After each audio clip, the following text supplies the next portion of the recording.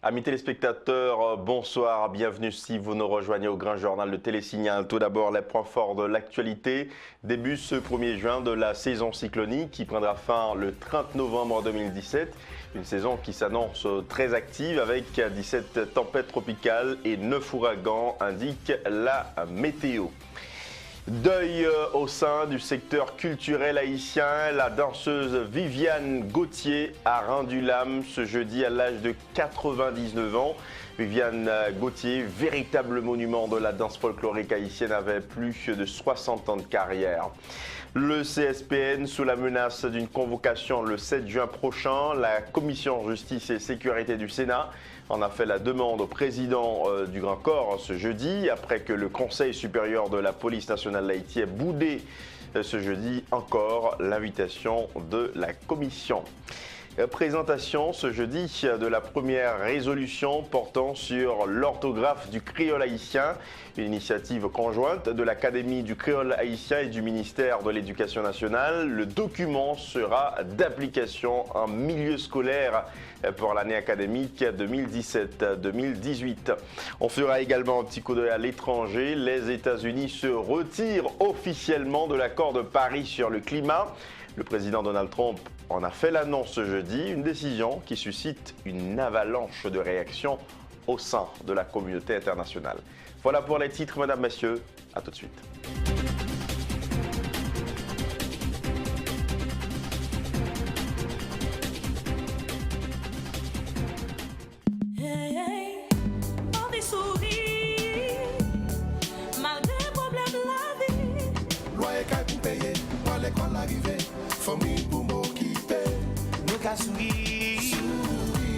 Parce que nous gagnons Leslie Center.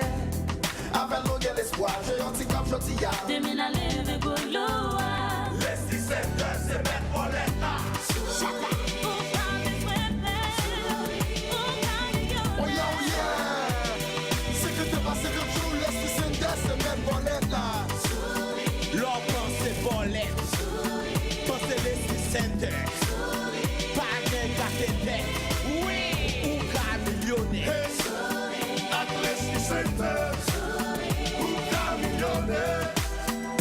Leslie Center, Leslie Center, Leslie Center, Leslie Center.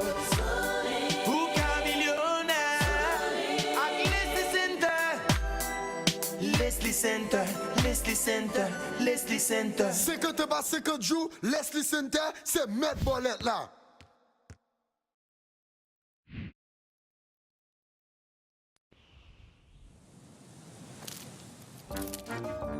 Oui, me sorti la ville là. Oui, sous route, la Cugna. Oui, n'a privé quand même. Bon, pas con qu'il est, mais si c'est pour arriver, n'a privé.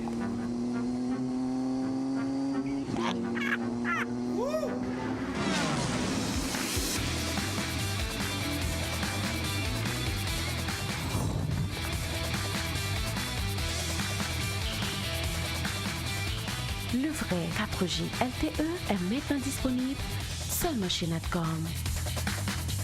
Faites vous-même la différence.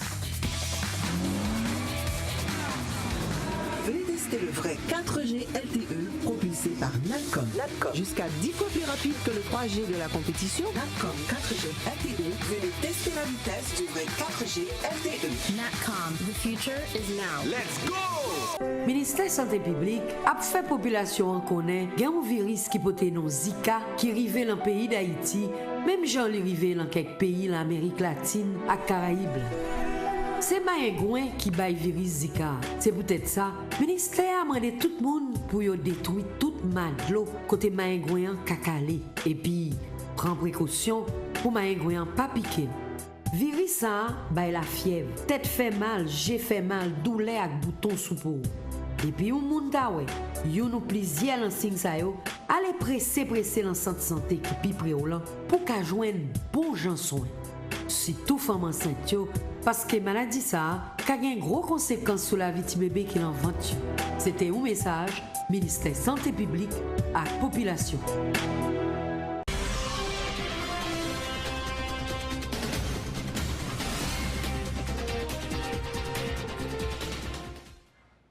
Bienvenue au développement de ce journal. Le secteur culturel haïtien est en deuil. La danseuse Viviane Gauthier a rendu l'âme ce jeudi à l'âge de 99 ans, considérée comme un véritable monument de la danse folklorique haïtienne. Viviane Gauthier avait plus de 70 ans de carrière. Elle a fondé vers les années 50 l'école de danse Viviane Gauthier. La présidence se dit profondément attristée par son départ et salue une danseuse passionnée, méticuleuse, avec plus de 60 ans de carrière, une enseignante majeure qui a consacré une grande partie de sa vie à accompagner plusieurs générations de danseurs et de danseuses haïtiens dans son école qui porte son nom, École de danse Viviane Gauthier. Et c'est annoncé en début de ce journal également, le président Jovenel Moïse a procédé ce jeudi au local du Centre d'opération d'urgence nationale au lancement officiel des activités de prévention des risques environnementaux liés à la nouvelle saison cyclonique. Jovenel Moïse qui a eu une pensée tout à fait spéciale pour les victimes de l'ouragan Mathieu, encourage tous les acteurs impliqués dans la protection civile en Haïti à se donner à fond en vue de limiter les éventuels dégâts durant la période cyclonique. Le président Moïse au micro de Pierre-Lenique Revange et Max Joseph. Je procède solennellement au lancement des activités de prévention et de préparation en vue de faire face à la saison cyclonique en Haïti en présence des membres du gouvernement. J'ai noté avec satisfaction les démarches entreprises. J'ai aussi mesuré l'ampleur des actions à mettre en œuvre quotidiennement afin de renforcer la résilience de chacune des communes du pays. Il s'agit d'abord de continuer à sensibiliser les populations aux menaces que porteront les 6 prochains mois pour leur sécurité personnelle et pour leurs biens. Il nous faut apporter à chaque citoyen des messages, des modèles de conduite positifs à adopter durant la saison. Il est impératif de poursuivre les actions entreprises par différents services dans leur domaine de compétences en vue de renforcer les structures de protection civile à travers le pays et mener des interventions de mitigation sur le terrain. Ainsi, je profite de cette occasion pour manifester mon intérêt pour tout ce qui concerne la gestion des catastrophes. Je soutiens fortement les membres du système national de gestion des risques et des désastres qui opèrent sur tout le territoire national, depuis les comités locaux et communaux de protection civile, coordonnés au niveau des CASEC et des maires, jusqu'aux structures centrales, en passant par les comités départementaux de gestion des risques et des désastres, œuvrant sous la direction des délégués, assistés des vice-délégués. Et justement, les préparatifs pour la saison cyclonique 2017 ont été initiés depuis le mois de janvier. Selon le ministre de l'Intérieur et des collectivités territoriales, la mise à jour de la liste des abris provisoires a fait partie des actions déjà posées dans le cadre de la préparation de cette saison. Ajouté à cela, un système de communication par satellite a été mis à la disposition de la direction de protection civile, a souligné le ministre Max Rodolphe Saint-Albin. Écoutons-le. Les actions de préparation pour la saison cyclonique, tant au niveau central que départemental, ont été initiées dès les premiers mois de l'année et se poursuivront tout au long de la saison. Au titre des actions, il y a eu de signaler que des ateliers de travail ont permis de tirer des leçons de la saison cyclonique 2016 et que le plan de contingence nationale pour 2017 est bouclé. La sensibilisation des populations se poursuit. La liste des abris provisoires pour l'accueil des déplacés a été mise à jour et le manuel de fonctionnement du centre d'opération d'urgence est presque entièrement revisité. Il reste à garnir les dépôts des centres d'opération d'urgence des 10 départements pour disposer des produits et matériels d'intervention sur le terrain et aussi à entreprendre les exercices de simulation que nous réalisons chaque année en début de saison cyclonique. Le renforcement des comités communaux de protection civile et de leurs brigadiers se poursuivra. Cette année, de grands efforts sont consentis, non seulement pour la révision des systèmes de communication, mais encore pour augmenter leurs performances. À ce propos, le ministère de l'Intérieur et des collectivités territoriales est fier de vous entretenir brièvement de la mise en place, au profit de la protection civile, du système de communication par satellite, projet plus connu sous le nom de projet VISAT, réalisé à travers un partenariat fructueux entre la direction technologique de la Banque de la République d'Haïti et le ministère de l'Intérieur et des collectivités territoriales. Ce réseau national sécurisé de communication par satellite va permettre de relier la direction de la protection civile du ministère de l'Intérieur et des collectivités territoriales à toutes les communes de la République. Dans le cadre d'une cérémonie organisée ce jeudi au Gymnasium Vincent, de concert avec l'ambassade vénézuélienne en Haïti, la mairie de Port-au-Prince a marqué le début de la saison cyclonique dans cette commune. Cette activité visait à informer les citoyens des mesures à adopter par les autorités locales pour mieux les accompagner tout au long de cette période. Pierre-Lenique Crevange et Max Joseph. Pour cette nouvelle saison cyclonique, débutée ce 1er juin, les responsables de la mairie de Port-au-Prince, conscients des risques auxquels est exposée cette commune, préfèrent prévenir que guérir. Et cette séance de simulation veut tout expliquer. Comité local protection civile Matissan a dit nous, pendant la pluie a tombé, il a venu déplacer nous. Pas fait dit, pas arrêter dans la caille nous pour nous éviter catastrophe. Tout est fait prêt au niveau de la commune pour faire face aux éventuelles intempéries, garantit le maire Yuri Chevry.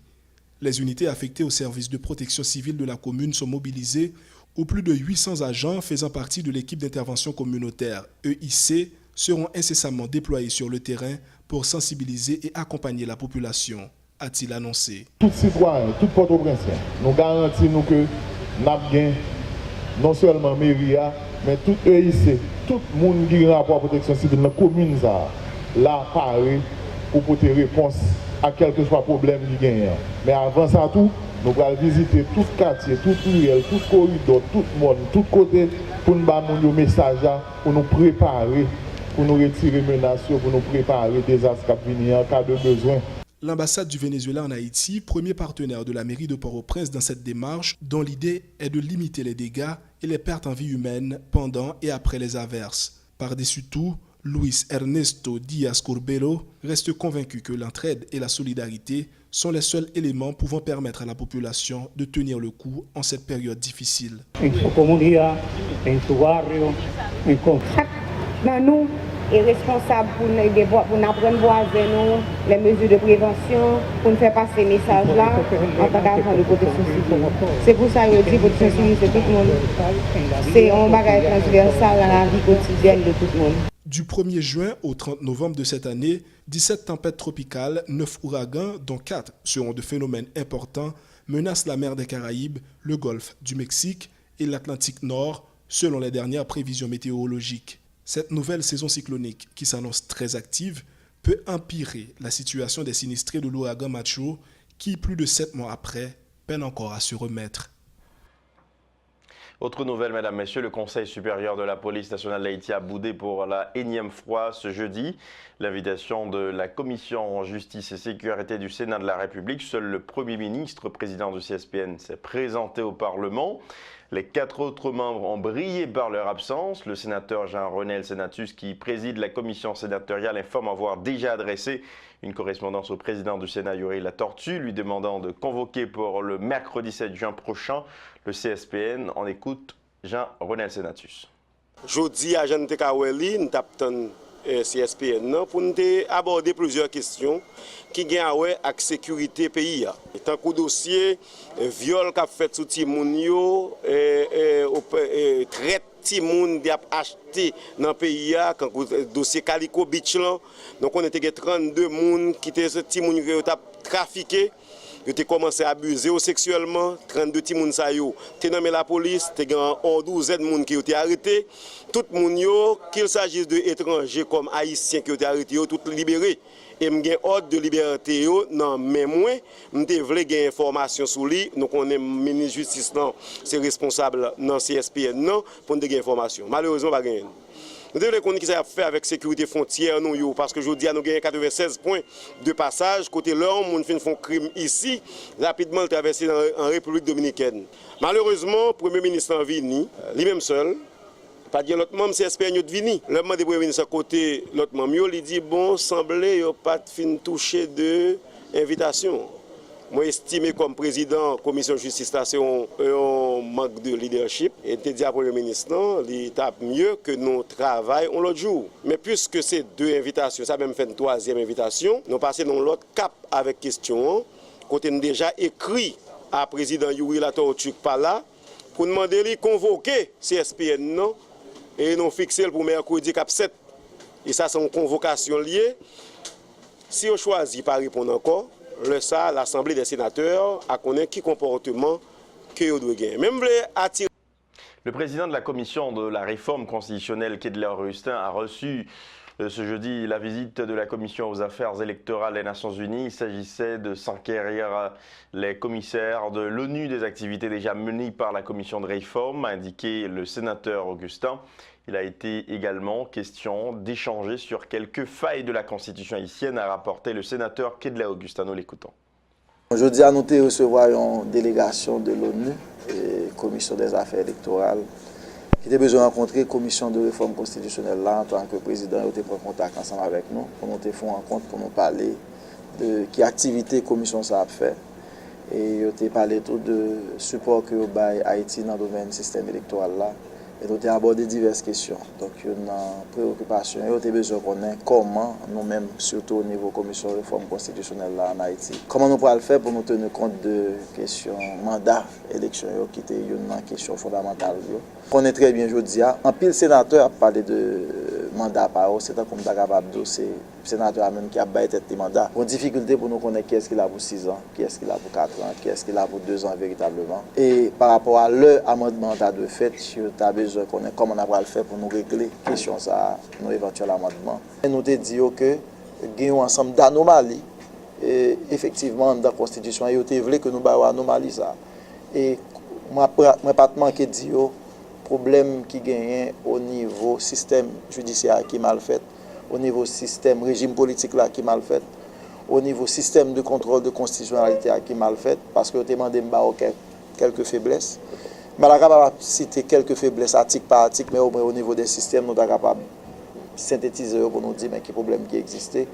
Et un problème, par exemple, dans l'article que je soulevé, c'est de profiter de l'occasion pour me dire que l'article 41 de la Constitution qui a été l'objet de la résolution de Guy Philippe, ça pose problème et doit être amendé, nous en sommes conscients. Et que pour nous autres, c'est un problème fondamental qui gagne dans la coopération internationale. Lorsque ou même qu'il y a une constitution qu'on fait, ou voter, ou prêter serment pour respecter, et puis l'on regarde son bagage contraire qu'on a fait. Le directeur exécutif de la plateforme haïtienne de plaidoyer pour un développement alternatif PAPDA, Camille Chalmers, plaide en faveur d'une vraie révolution pouvant contrecarrer la montée du capitalisme dans le monde, menaçant d'accaparer toute la planète au profit des grandes puissances économiques mondiales. Il a fait ces déclarations ce jeudi lors du lancement des 2 journées de conférences débat organisées autour du centenaire de la Révolution russe. Le professeur Camille Chalmers au micro de Pierre-Luc Roverger, Max Joseph. Et à commémorer une série de gros événements pour l'année 2017. Là. Par exemple, nous connaissons le 50e anniversaire assassinat Che Guevara, c'est 150e anniversaire publication Le Capital et c'est 100e anniversaire plus gros événement 20e siècle qui c'est la révolution russe, là, la révolution d'octobre. Donc pour qui ça partit en penser que c'est important pour nous commémorer l'événement ça, nous pensons que c'est important pour nous commémorer l'événement ça, pour nous capables d'apprendre qui genre de révolution ça a été faite, pour nous capables de comparer différents processus révolutionnaires, par exemple comparer la révolution russe avec la révolution haïtienne, comparer la révolution haïtienne avec la révolution cubaine. Parce que justement, aujourd'hui, nous n'en l'impasse. Aujourd'hui, au niveau mondial, il est clair que nous avons besoin d'une révolution anticapitaliste. Parce que le capitalisme, il est en crise et on passe côté que il sans le craser environnement. Côté que la manger planète là dans devant pour capable accumuler profit pour capitalistes financiers. Donc je dis tant sur le plan international que sur le plan national, nous besoin de révolution, nous besoin de rupture révolutionnaire. Donc il est très important pour capable garder qui genre révolution ça a été faite et prendre des leçons par rapport à processus révolutionnaire ça. Pas pour nous copier, mais pour nous capable inventer révolution haïtienne, nouvelle révolution haïtienne sous base d'expérience de l'autre peuple. C'est ça qui fait que Parti Racine Camp Peuple a invité nous à participer dans un séminaire de réflexion qui a fait pendant 2 après-midi, de 2h à 6h de l'après-midi, dans l'auditorium Yera, qui est dans l'angle Avenue Christophe avec la Fleur du Chêne, sous thème Lénine et la révolution russe. Et nous pourrons profiter tout pendant ce séminaire ça pour nous saluer mémoire qu'aucune chaîne patriote, qu'aucune chaîne créateur, artiste et dirigeant politique, qui c'est Jacques Roumain, qui était fondé le premier parti communiste haïtien en 1934. Donc nous invitons nous à participer dans 2 réflexions, dans 2 moitiés journée. Et nous avons avec nous un invité spécial qui c'est Pedro Arias, qui est un dirigeant du Partido Comunista de Trabajo de la République Dominicaine, qui vient avec nous pour commémorer la révolution russe et réfléchir sur l'héritage politique et stratégique Lénine. Dossier éducation, le Premier ministre Jacques Guy Lafontaine annonce que le gouvernement est en train de tout mettre en œuvre afin de résoudre le problème de la grève des professeurs. Les 2800 professeurs nommés seront payés à travers le budget rectificatif dont le dépôt sera fait à partir de la semaine prochaine. Poursuit le chef du gouvernement. Écoutez ses explications au micro de José Lexidor et Yvan Saïd. Le gouvernement de la République a travaillé jour et nuit pour résoudre le problème. D'ailleurs, nous connaissons que nous avons fait première rencontre ici dans le Parlement avec la Commission éducation, santé et Commission éducation et nous avons pris un certain nombre d'engagements. L'engagement qui est public, comme nous connaissons, professeurs qui ont l'aide de nomination, qui est aux alentours de 2800, professeurs ça incessamment ils vont recevoir salaire. Incessamment, c'est vrai pour le ministre. Et ils vont recevoir salaire dans le cadre budget rectificatif qui va le déposer dans le Parlement semaine prochaine. Deuxièmement, non seulement il y a un salaire, mais nous prenons engagement que dans le premier temps, ils vont gagner tout arriéré de salaire pour l'exercice fiscal 2016-2017 et à partir de l'exercice fiscal 2017-2018, nous allons aller considérer l'autre arriéré de salaire. En ce qui concerne les professeurs dans le programme SUGO, pas de contrat qui était fait pour l'exercice fiscal 2016-2017. Cependant, pour l'exercice fiscal 2015-2016, le gouvernement de la République a payé tout le monde. Je l'ai annoncé en titre, les membres de l'Académie du créole haïtien, en partenariat avec le ministère de l'Éducation nationale et de la formation professionnelle, ont présenté ce jeudi la première résolution portant sur l'orthographe du créole haïtien. Ce document doit être utilisé dans toutes les écoles publiques et privées et toutes les institutions de la vie sociale du pays, préconisent les académiciens. Reportage Dieudonné Saint-Cyr et Yvan Saïd. C'est le président de l'Académie qui a présenté la résolution portant sur l'orthographe du créole haïtien. Pour Jean-Maurice Jean-Baptiste, le créole est la marque de fabrique de l'identité du peuple haïtien. Pour l'année 1970, c'est comme ça, ministre de l'Éducation nationale dans l'époque là, Dr Raoul Pierre-Louis, convoqué une session réflexion sur l'alphabétisation. Le ministre a demandé tout groupe qui intéressé pour réunir dans le bureau central ONAAC de quoi pour décider sur le changement qui méritait fait dans l'orthographe créole haïtien. À travers la résolution, les académiciens ont reconduit l'alphabet de 1979 qui comportait 32 sons, avec certaines modifications bien sûr. Et c'est l'académicienne Marie-Rodney Laurent Estéus qui a présenté cette partie. Nous avons gagné dans le premier acte 3 demi-voyelles. Nous venons gagner 2 demi-voyelles demi-consonnes, qui c'est W avec Y. Et nous gagnons 8, nous considérons comme une voyelle spéciale, parce qu'elle n'a pas aucune caractéristique qui peut être considérée comme une demi-consonne. Membre de la commission éducation de l'Académie, Jocelyne Trouillot-Levy, encouragent l'utilisation de l'orthographe du créole haïtien dans toutes les écoles du pays. Madame Troyo-Levy assimile à une violation du droit linguistique des écoliers en cas de non-application d'une telle décision. Nous-mêmes, dans l'académie, nous là, en tant que citoyens, nous là, en tant qu'institution, pour nous décorer, pour que les gens arrivent à apprendre dans la langue. Jusqu'où nous sommes, puis il faut l'école, à montrer que les gens lire dans la langue, pas connaître. Et c'est ça qui fait combat académien. Il a besoin de support média, il a besoin de support tous les citoyens qui comprennent, pour comprendre l'injustice qui a passé, violation des droits des gens dans le pays d'Haïti. C'est l'article 214-1 de la Constitution haïtienne de 1987 qui porte création de l'Académie du créole haïtien, une institution publique comptant 30 membres investie de la compétence d'œuvrer sur l'évolution de la langue. Elle vise à garantir les droits linguistiques sur toutes les questions relevant du créole haïtien, notamment.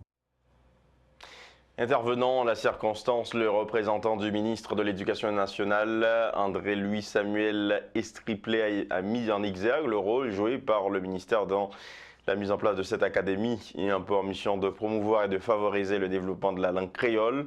Le ministère de l'Éducation nationale s'engage à faire appliquer le document dans le milieu scolaire haïtien, a affirmé M. Estriplet. Nous l'écoutons au micro de Dieudonné Saint-Cyr, Yvan Séhib. Selon l'étude menée par la firme Agroconsult, le marché pour des produits dérivés de moringa est en pleine expansion, tant au niveau de l'Amérique du Nord qu'en Europe. Ces régions ont une importante population qui s'intéresse de jour en jour davantage à des produits non conventionnels comme le moringa. L'exploitation by moringa a demandé que établit des usines qui ont de taille beaucoup plus importante que ça et permettre modernisation de ces unités que nous avons. Mais pas qu'à dire, il y a des usines aujourd'hui qui montent à 40, 50 000 $ américains, contre des usines qui peut-être à 800 000 $ américains qui montent dans le pays d'Haïti. Donc pour l'exploitation, il y a de des unités très simples à des unités très compliquées. Mais je pense que c'est efficacité et compétitivité produit pour nous gagner. Communément appelé d'olive en Haïti, vu la valeur nutritionnelle et l'efficacité du moringa contre certaines maladies, le ministère de la Santé publique et de la Population s'est déjà engagé dans la promotion de cette plante. Moringa, il y a calcium, il y a fer. Ça que fait le ministère de la Santé publique entrer en dedans promotion moringa, c'est parce que là où voulez un pays développé, il faut combattre la malnutrition. Parce que la malnutrition sont frein dans le développement au pays. Et avec moringa, on peut arriver à croiser la malnutrition. L'étude menée par la firme Agroconsult sur les potentialités du moringa et son exploitation en Haïti a coûté 30 000 $ américains. Elle a reçu le support financier de la BRH. La plante moringa fut introduite dans le pays au cours du 19e siècle, période à laquelle se seraient développées les habitudes de consommation de sa feuille en Haïti. L'actualité hors de nos frontières. Le président américain Donald Trump a annoncé ce jeudi la sortie des États-Unis de l'accord de Paris. Une décision a provoqué une onde de choc mondial pour les 194 pays signataires de ce texte historique entré en vigueur le 4 novembre 2016. À travers cette décision, Donald Trump tient ainsi l'une de ses promesses de campagne au nom de la défense des emplois américains. Suivi avec nos confrères de France 24. Afin de tenir mon devoir, de faire mon devoir solennel de protéger l'Amérique et ses citoyens, les États-Unis vont se retirer de l'accord de Paris, de l'accord sur le climat de Paris.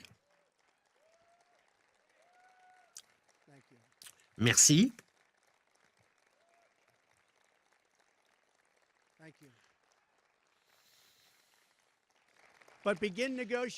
Mais nous allons commencer des négociations pour renouveler un accord, un autre accord, une affaire complètement nouvelle avec des conditions justes pour les États-Unis et les entreprises américaines, les travailleurs américains, son peuple et ses contribuables.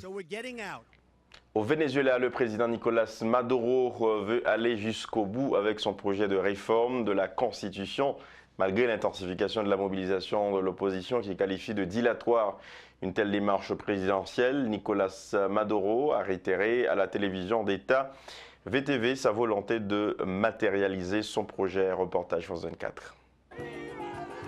Ils brandissent leur carte d'identité comme symbole de leur ralliement au projet constitutionnel. Plusieurs milliers de manifestants pro-gouvernementaux au centre de Caracas pour soutenir l'appel du président Nicolás Maduro. Un appel aux Vénézuéliens à déposer leur candidature à l'Assemblée constituante. Nous marchons ici pour notre pays et pour la constituante. L'élection des 545 membres de cette Assemblée doit avoir lieu fin juillet, mais pour l'opposition, pas question d'y participer. Et ceux qui espèrent changer les choses de l'intérieur seront considérés comme des traîtres. Toute participation à ce processus est un acte de complicité. Cela signifie participer à l'escroquerie, au coup d'État et à la répression. La coalition d'opposition en est sûre, le pouvoir vénézuélien parviendra à faire élire ses candidats et donc à contrôler la future Assemblée. Pour une grande partie de la population hostile au chef de l'État, la lutte se poursuit donc dans la rue. Si nous laissons le gouvernement installer la constituante, nous finirons par perdre complètement ce qui nous reste de démocratie. Comme quasiment tous les jours depuis 2 mois maintenant, la marche des opposants vers le centre de la capitale a dégénéré au contact des forces de l'ordre. Dans l'impasse politique, le pays subit toujours une crise économique sans précédent. Mercredi, le bolivar vénézuélien a chuté de près de 65% face au dollar. Dernier rappel des titres avant de refermer ce journal, mesdames, messieurs. Début ce 1er juin de la saison cyclonique qui prendra fin le 30 novembre 2017. Une saison qui s'annonce très active avec 17 tempêtes tropicales et 9 ouragans, indique la météo. Deuil au sein du secteur culturel haïtien. La danseuse Viviane Gauthier a rendu l'âme ce jeudi à l'âge de 99 ans. Viviane Gauthier, véritable monument de la danse folklorique haïtienne, avait plus de 60 ans de carrière. Le CSPN sous la menace d'une convocation le 7 juin prochain. La Commission Justice et Sécurité du Sénat en a fait la demande au président du Grand Corps ce jeudi, après que le Conseil supérieur de la police nationale d'Haïti a boudé ce jeudi encore l'invitation de la Commission. Présentation ce jeudi de la première résolution portant sur l'orthographe du créole haïtien, une initiative conjointe de l'Académie du créole haïtien et du ministère de l'Éducation nationale. Le document sera d'application en milieu scolaire pour l'année académique 2017-2018. À l'étranger, les États-Unis se retirent officiellement de l'accord de Paris sur le climat. Le président Donald Trump en a fait l'annonce ce jeudi, une décision qui suscite une avalanche de réactions au sein de la communauté internationale. Voilà qui met un terme à ce journal, mesdames, messieurs. Merci à vous tous et à vous toutes de l'avoir suivi. Prochain rendez-vous demain. D'ici là, je vous souhaite de passer une excellente soirée. À très bientôt.